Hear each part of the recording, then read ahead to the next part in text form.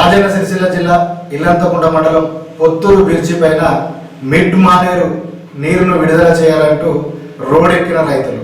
వివరాల్లోకి వెళితే మిడ్ మానేరులో ఉన్న నీరును కాలువల ద్వారా విడిచిపెడితే రైతులు సకాలంలో వరి నాట్లు వేసుకొని వారికి పంటలు తొందరగా పండుతాయి.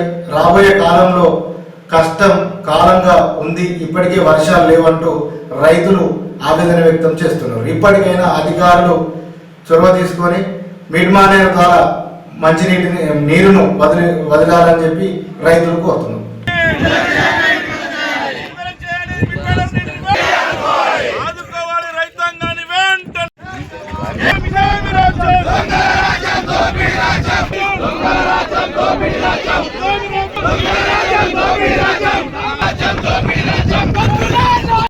ఈరోజు ఇల్లంతకుంట మండలం అన్ని ప్రాజెక్టులతోని తలాపున గోదావరి పారుతున్నటువంటి తరుణంలో ఉన్నటువంటి ఇల్లంతకుంట మండలంలోనే ఇంత కరువు ఏర్పడిందంటే రాష్ట్రంలో ఏ విధంగా ఉందో మనం అర్థం చేసుకోవచ్చు.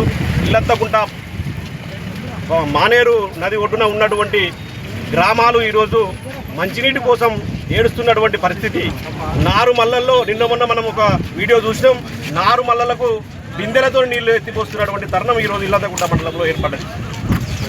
మిడ్ మానేరు తెలంగాణ రాష్ట్రానికి హైదరాబాద్ దాకా ఒక కుండలా ఉండి ఇక్కడ నుండి నీరు అందిస్తున్నటువంటి ఈ ఇల్లంతకుంట మండలం ఈరోజు కరువు దుర్భిక్షంతో ఏర్పడుతున్నటువంటి తరుణం ఈరోజు మనం చూస్తున్నాం. కన్నెపల్లి నుంచి పంప్ హౌస్ మన ప్రాణహిత నదిలో పారుతున్నాయి నీళ్లు. ప్రాణహిత నది నీళ్లు తెలంగాణకు ఇచ్చేటువంటి ఇదేనా? 10 సంవత్సరాలు సంపాదించుకున్నటువంటి గౌరవాన్ని ప్రపంచంలోనే మన తెలంగాణను, మన హైదరాబాద్ రాష్ట్రాన్ని, హైదరాబాద్ నగరాన్ని ప్రపంచ స్థాయిలో నిలబెట్టినటువంటి బీఆర్ఎస్ ప్రభుత్వంను 20 సంవత్సరాలు వెనుక దోసినటువంటి ఘనత నీకు ఇప్పుడు దక్కుతుంది. ఇదే విధంగా నువ్వు నీ యొక్క మనసు మార్చుకొని కన్నేపల్లి పంప్ హౌస్ 2-3 రోజుల్లో ప్రారంభం చేసి నీళ్లను ఎత్తి మిడ్ మానేరులోకి ఒకవేళ మీరు నీళ్లు తీయనట్టయితే ఇల్లంతకుంట మండలం నుంచి పెద్ద ఎత్తున ధర్నా చేపట్టి బీఆర్ఎస్ పార్టీ ఆధ్వర్యంలోనే ధర్నాకు పిలుపునిచ్చి మండల రైతులందరినీ ఏకం చేసి పెద్ద ఎత్తున రోడ్డు దిగ్బంధం చేసి కలెక్టరేట్ ముట్టడి చేసుకుంటూ క్యాంప్ కార్యాలయాలు కూడా ముట్టడించే వరకు వెళ్తుంది అనేటువంటి విషయాన్ని మేము తెలియజేస్తూ జై తెలంగాణ.